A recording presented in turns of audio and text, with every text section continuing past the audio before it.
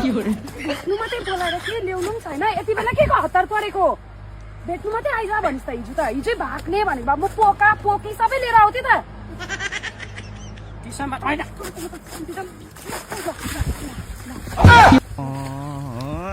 चोरले गर्दा चाहिँ मेरो चाहिँ बदनाम भयो कि अब घर पनि कसरी जानु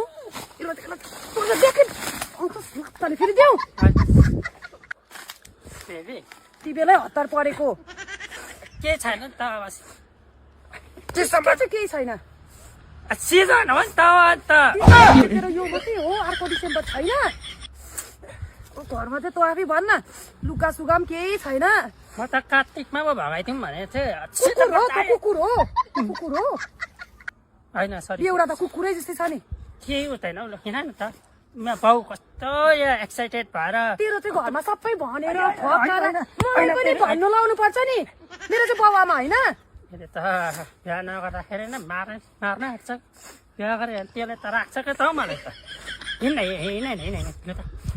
बाउ कस्तो खुसी भइरहेछ कि तेरो लुगा भनेको बेबी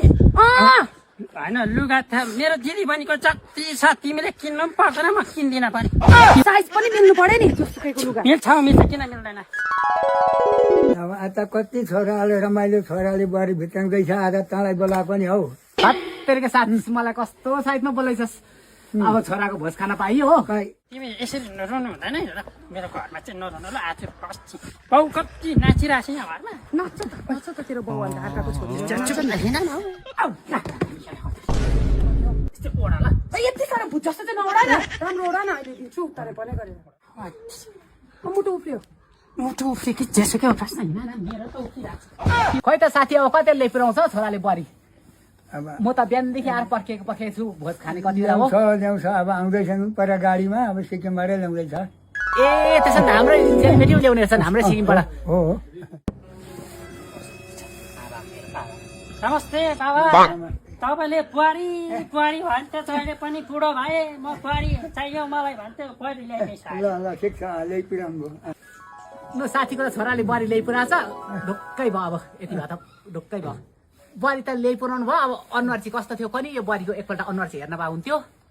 हौ छोरा बुहारीको अनुहार देखाइदिए त हौ कस्तो रहेछ ए ल बाबा म देखाइदिन्छु नि